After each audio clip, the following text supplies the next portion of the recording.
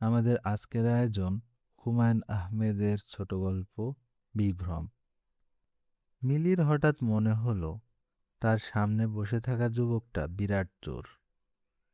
এরকম মনে করার কোনো কারণ নেই। তারা দুজন চাইনিজ রেস্টুরেন্টে এসেছে। কোণার দিকের একটা টেবিল তাদের জন্যই বুক করা। মিলির বড় খালা সব ব্যবস্থা করে দিয়েছেন। তিনি চাইনিজ রেস্টুরেন্টের মালিকের সঙ্গেও কথা বলে রেখেছেন, কোণার দিকের একটা টেবিল দেবেন। বিয়ারারা যেন ঘন ঘন বিরক্ত না করে, ওরা দূরে থাকবে। ঘটনাটা হচ্ছে, মিলির সামনে বসে থাকা ছেলেটার নাম সুজাত আলী। নিউ ইয়র্কে থাকে, দেশে এসেছে বিয়ে করতে। মিলির বড় খালা সালেহা বেগম খুব চেষ্টা করছেন যেন ছেলেটার সঙ্গে মিলির বিয়ে হয়ে যায়। মিলির বিয়ে নিয়ে খুব ঝামেলা হচ্ছে, একটার পর একটা বিয়ে ভেঙে যাচ্ছে। মিলির চেহারা মোটেই অসুন্দর না, গায়ের রং চাপা, নাকটা মোটা। মোটা নাকে তাকে খারাপ লাগে না। মিলির নিজের ধারণা মোটা নাকের কারণে তার চেহারায় মায়াভাব বেড়েছে। কয়েকদিন আগে এসবিওতে টাইম মেশিন নামে সে একটা ছবি দেখেছে। ছবির নায়িকার সঙ্গে তার মিল আছে। নায়িকার গায়ের রং কালো, নাক থ্যাবড়া, তারপরেও এত মিষ্টি চেহারা। হ্যান্ডব্যাগে রাখা মিলির মোবাইল টেলিফোন বাজছে। নিশ্চয়ই তার বড় খালা। উনার টেনশনের বাতিক আছে। এ নিয়ে 10 মিনিটের মাথায় 3বার টেলিফোন করলেন। মিলি? হুঁ।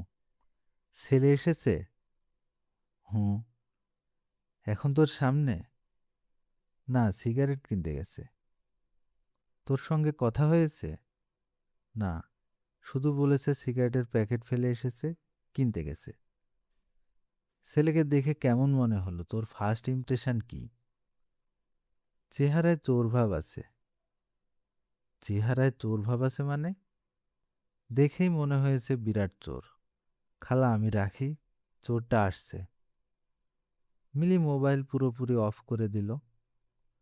বড় খালা একটু পরপর টেলিফোন করবেন। লাইন না পেয়ে বিরক্ত হবে। বিরক্ত হলেই ভালো। একটা চোরের সঙ্গে তিনি বিয়ের কথাবার্তা চালাচ্ছেন। সুজাত আলী চেয়ারে বসতে বসতে আনন্দিত গলায় বলল, বাংলাদেশের সিগারেট তো খুবই সস্তা। মাত্র 75 টাকা নিল। নিউ ইয়র্কে এই প্যাকেট কিনতে লাগতো $4, বাংলাদেশি টাকায় প্রায় 250 টাকা। মিলি বলল, দেশ থেকে বেশি করে সিগারেট কিনে নিয়ে যান। 1 কার্টনের বেশি নিতে দেয় না। চুরি করে নিয়ে যাবেন, সুটকেস ভর্তি থাকবে সিগারেট। সুজাত আলী শব্দ করে হাসছে। মিলি প্রায় শিউরে উঠল। লোকটার কালো মাড়ি বের হয়ে এসেছে। কালো মাড়ির উপর ঝকঝকে ধারালো দাঁত। সে 2 হাত টেবিলে রেখেছে, মোটা মোটা আঙ্গুল, হাত ভর্তি লোম। লোকটা সিগারেট ধরিয়ে ধোঁয়া ছাড়তে ছাড়তে বলল, খাবারের অর্ডার দিয়ে দাও। মিলি একবার ভাবল, বলে, আমার সঙ্গে আজ আপনার প্রথম দেখা। আমি কোনো বাচ্চা মেয়ে না। এই বছর ইংরেজি সাহিত্যে এমএ পাশ করেছি। প্রথম দেখাতেই আমাকে তুমি তুমি করে কেন বলছেন? সে কিছু বলল না। লোকটা এখন নাক দিয়ে ধোঁয়া ছাড়ছে। মিলি কি বলা উচিত? দয়া করে নাক দিয়ে ধোঁয়া ছাড়বেন না। ঠেলাওয়ালারা বিড়ি খেয়ে নাক দিয়ে ধোঁয়া ছাড়ে। মিলি? জি? স্যুপের অর্ডার দিবে না? আমি স্যুপ খাই না। পানি খেয়ে পেট ভর্তি। অর্ডারটা আপনিই দিন। ঠিক আছে, সিগারেট শেষ করে নেই। মিলি বলল, নিউ ইয়র্কে আপনি কি করেন? অড জব করি। অড জব কি? যখন যেটা পাই, উইকেন্ডে ক্যাব চালাই। মিলি বলল, বড় খালা বলেছিলেন আপনি কম্পিউটার সায়েন্স পড়ছেন। সুজাত আলী বলল, আত্মীয় স্বজনরা এটা ছড়াইছে যাতে আমাকে বিয়ে দিতে পারে, এই জন্যে। ট্যাক্সি ড্রাইভার শুনলে তো কেউ মেয়ে বিয়ে দিবে না, ঠিক না? মিলি বলল, কেউ কেউ হয়তো দিবে, যারা মহাবিপদে আছে তারা। আপনি তো অনেক মেয়ে দেখেছেন। তাদের অবস্থা? বেশি মেয়ে দেখি নাই, তুমি থার্ড। এর আগে 2 জনকে দেখেছি, অনলি 2। সবই চাইনিজ রেস্টুরেন্টে? ওহো, একজনকে দেখলাম বসুন্ধরা বলে একটা বড় শপিং কমপ্লেক্স যে করেছে সেখানে। সেখানে 9 তলায় ফুড কোর্ট করেছে। ফুড কোর্টে আমি একটা বার্গার খেয়েছি, আর মেয়েটা কোক খেয়েছে। মেয়েটার নাম মনে আছে? নামটা ভুলে গেছি। আচ্ছা দাঁড়াও, তোমাকে জেনে দিব। তালিবর্ষ দিয়ে নাম। মিলি বলল, মেয়েকে পছন্দ হয়েছিল? সুজাত আলী বলল, পছন্দ হয়েছে। মেয়ের গায়ের রং ভালো, মুখের কাটিংও ভালো, শুধু শর্ট। উষা হাই হিল পরে এসেছে, তারপরেও শর্ট। মেয়েটার নাম এখন মনে পড়েছে, শায়লা। মেয়েটাকে বাতিল করে দিলেন? আরে না, আমি বাতিল করব কেন? সত্যি কথা বলতে কি, শর্ট মেয়ে আমার পছন্দ। আমার মা ছিল শর্ট, বাবা বিরাট লম্বা। লম্বা বাবার পাশে শর্ট মা গুটুর গুটুর করে হাঁটত, দেখতে ফাইন লাগতো। বিয়ে মেয়ে পক্ষ বাতিল করে দিল? হুম। কেন? আছে ঘটনা, বলতে চাই না। খাবারের অর্ডার দিয়ে দেই? ভালো ভুখ লেগেছে। দিন, আপনার একার জন্য দেবেন। আমি শুধু একটা কোক কিংবা পেপসি খাবো। সুজাত আলী বলল, শুধু কোক পেপসি কেন? মিলি বলল, শায়লা মেয়েটাও তো শুধু কোকই খেয়েছিল। সে আর তুমি কি এক? হ্যাঁ, এক। আপনি খাবারের অর্ডার দিন। ভালো কথা, আপনার পড়াশোনা কি? ইন্টারে পড়ার সময় গিয়েছিলাম, পরে আর পড়াশোনা হয় না, চেষ্টাও করি নাই। ওইসব দেশে পড়াশোনা না জানার লোকের চাকরির সুবিধা বেশি। পড়াশোনা জানার লোক তো আর অড জব করতে পারবে না, লজ্জা লাগবে। ঠিক বলেছি না? মিলি জবাব দিল না। লোকটা মিলির জবাবের জন্য অপেক্ষা করল না। এক গাদা খাবারের অর্ডার দিল। মিলি এক দৃষ্টিতে তাকিয়ে আছে। কুস্তিগির চেহারার একজন মানুষ। কুস্তিগিরদের যেমন শরীরের তুলনায় মাথা ছোট হয়, এরও সেরকম। সবচেয়ে কুৎসিত হচ্ছে লোকটার ছোট ছোট কান। কান ভর্তি লোম সজারুর কাটার মতো বড় হয়ে আছে। মিলির কি লোকটাকে বলা উচিত, আপনি পরের বার যখন চুল কাটাতে যাবেন তখন অবশ্যই দয়া করে কানের চুলগুলোও কাটাবেন। লোকটা এখন দিয়াশালাইয়ের কাঠিতে দাঁত খোঁচাচ্ছে, দাঁত থেকে ময়লা বের করে ন্যাপকিনে মুছছে। মিলির কি উচিত না উঠে চলে আসা? মিলি বলল, আপনাকে কি উচিত না দাঁত খোঁচানো বন্ধ রাখা? দৃশ্যটা দেখতে ভালো না। দাঁত খোঁচানো, দাঁত ব্রাশ, এই কাজগুলো আমরা বাথরুমে করি, সেইটাই শোভন। সুজাত আলী এই কথায় লজ্জা পেল কিনা তা বোঝা গেল না। তবে সে দাঁত খোঁচানো বন্ধ করল। সে আরেকটা সিগারেট বের করেছে। মনে হয় খাবার আসার আগে সে আরেকটা সিগারেট খাবে।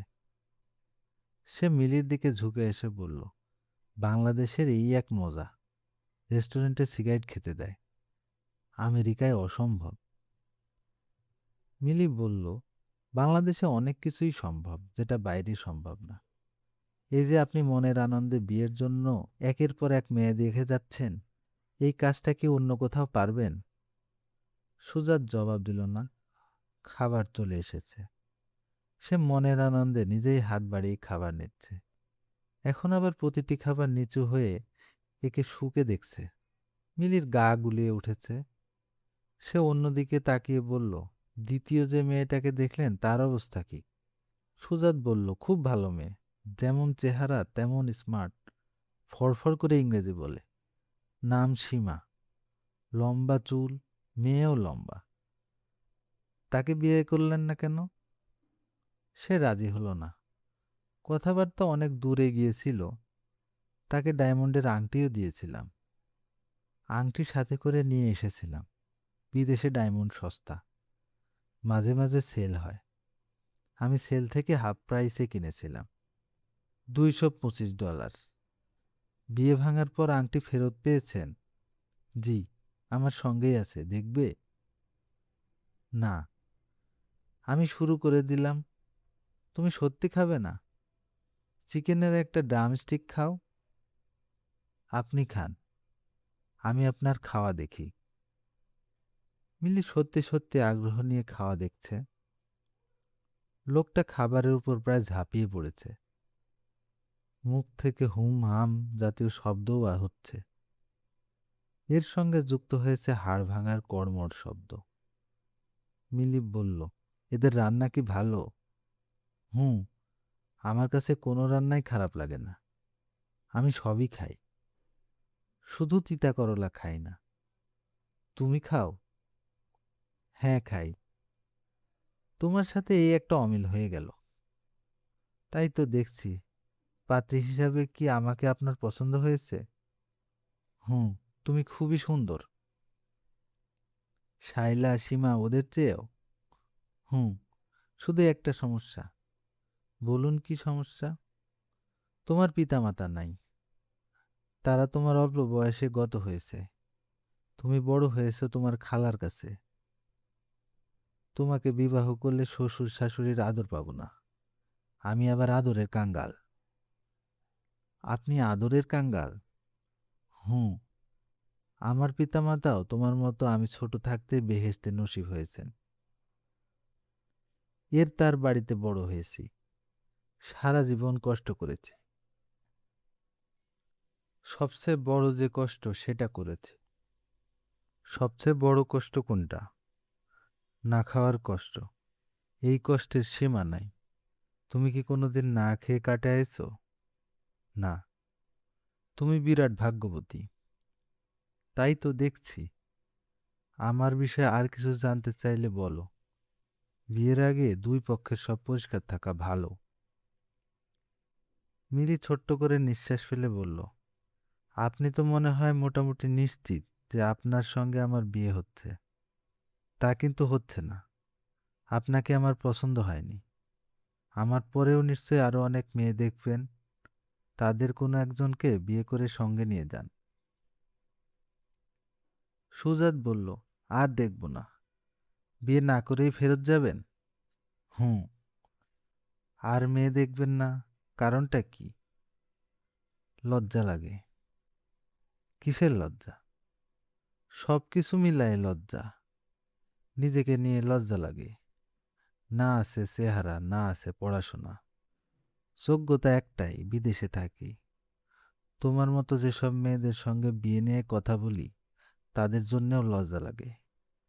সুন্দরী বিদ্যাবতী মেয়ে ক্যাব ড্রাইভার বিয়ে করার জন্য তৈরি। মিলি কঠিন গলায় বলল, আপনি ভুল করছেন। আমি কিন্তু জানতাম না আপনি ক্যাব ড্রাইভার। আমাকে বলা হয়েছে আপনি কম্পিউটার সায়েন্সে পড়াশোনা করছেন। ও আচ্ছা।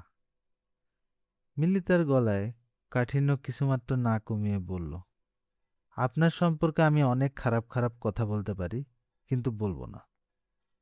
সুজাত বলল, একটা বলো। আপনার চেহারায় চোর চোর ভাব আছে। আচ্ছা, আপনি কি কখনো চুরি করেছেন? সুজাত সহজ গলায় বলল, একবার চুরি করেছি। দেশ ছেড়ে বিদেশ যাব, টাকা শর্ট। পরে ছোট মামির গয়না চুরি করলাম। পরে অবশ্য শোধ করেছি। আপনার খাওয়া শেষ হয়েছে না? হুম। বিয়ারাকে বিল দিতে বলুন, আমি বিল দেব। তুমি কেন বিল দিবে? আমি দেব। আপনাকে এই বিল কিছুতেই দিতে দেব না। তুমি তো বয়সে আমার ছোট। বয়সে ছোট হলেও তুমি বলবেন না। তুমি রেগে গেছো কেন?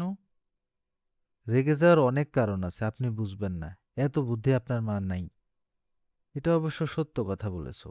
আমার বুদ্ধি খুবই কম। তোমার বুদ্ধি ভালো, বোঝা যায়। আবার তুমি? অনেকক্ষণ ধরে তুমি তুমি বলেছি, অভ্যাস হয়ে গেছে। মানুষ অভ্যাসের দাস। মানুষ অভ্যাসের দাস না, অভ্যাস মানুষের দাস। প্লেটে হাত ধুচ্ছেন কেন? অসুবিধা কি? অসুবিধা অবশ্যই আছে। আপনি কি জীবনে কখনো ভালো রেস্টুরেন্টে খাননি? খেয়েছি। সবচেয়ে বেশি খেয়েছি ম্যাকডোনাল্ডে।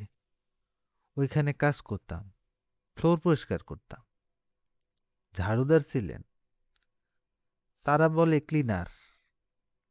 আপনার লজ্জা করতো না? লজ্জা করবে কি জন্যে? আমার সঙ্গে একজন ছিল, নাম ক্লিফোর্ড।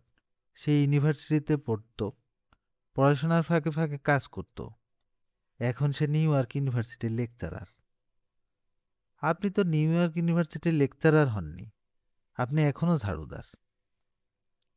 সুজাত বিব্রত গলায় বলল, এখন কিন্তু ঝাড়ুদার না। মিলি বলল, আপনার একমাত্র যোগ্যতা আপনি অন্য দেশের নাগরিক, ডলার রোজগার করেন। যে দেশের নাগরিক সেই দেশের কিছুই জানেন না, শুধু রাস্তাঘাট চেনেন। ক্যাব চালাতে হয়, রাস্তা না চিনলে হবে না। সেই দেশের কিছু চিনি না তা ঠিক না, চিনি তো। রবার্ট ফ্রস্টের নাম শুনেছেন? না, উনি কি? মিলি কঠিন চোখে তাকিয়ে আছে। বেয়ারা বিল নিয়ে এসেছে, 2,300 টাকা বিল। মিলির ব্যাগে আছে 1,700 টাকা। লজ্জায় তার চোখে পানি এসে যাচ্ছে। সুজাত বলল, টাকা কি কম পড়েছে? মিলি কিছু বলল না, হতাশ গলায় ব্যাগের দিকে তাকিয়ে রইল। সুজাত বলল, কত কম পড়ছে বলো, বাকিটা আমি দিয়ে দেই, পরে আমাকে রিটার্ন করলেই হবে। মিলির চোখে পানি এসে গেল। সে চোখের পানি নিয়েই বাসায় ফিরল। মিলির বড় খালা বললেন, তোকে বুদ্ধিমতী জানতাম, তুই তো বিরাট গাধা। ছেলে তোর সঙ্গে আগাগোড়া ফাজলামি করে গেছে, তুই বুঝলি না? এই ছেলে অড জব করে, ক্যাব চালায়, সবই সত্যি, কিন্তু তার ফাঁকে পড়াশোনা করে কম্পিউটার সায়েন্সে এমএস করেছে। সে এখন নিউ ইয়র্ক ইউনিভার্সিটির লেকচারার। আমি কোনো কিছু না জেনে শুনে এমন আয়োজন করব? তুই বোকা হতে পারিস, আমি তো বোকা না। তুই রেস্টুরেন্টের বিল দিতে গেলি, 600 টাকা কম পড়েছে, সেই টাকা দিল সুজাত। আবার বলল বাকি টাকা রিটার্ন করতে, তখনও কিছু বুঝতে পারলি না? তুই রেস্টুরেন্ট থেকে কেঁদে কেটে বের হলি, সঙ্গে সঙ্গে সুজাত আমাকে টেলিফোন করলো। সে হাসতে হাসতে মারা যাচ্ছে। মিলি শোন, সুজাতের তোকে খুবই পছন্দ হয়েছে। সে আমাকে অনুরোধ করেছে যেভাবেই হোক তোকে যেন রাজি করাই। প্রয়োজনে সে নাকি বাড়ির সামনে অনশন করবে। এখন তাকে বলবোটা কি? মিলি কাঁদতে কাঁদতে বলল, তাকে অনশন করতে বলো। সুজাত সত্যি সত্যি মিলিদের বাড়ির সামনে এসে দাঁড়িয়েছে, হাসি মুখে হাঁটাহাঁটি করছে। মিলি তাকিয়ে আছে জানালা দিয়ে। সে অবাক হয়ে লক্ষ্য করল, ছেলেটার চেহারা তার কাছে সুন্দর লাগছে। বুদ্ধিমান, আত্মবিশ্বাসে ভরপুর একজন যুবক, যার চোখে মায়াভাব প্রবল। এতক্ষণ আপনারা শুনছিলেন হুমায়ূন আহমেদের ছোট গল্প বিভ্রম। ধন্যবাদ।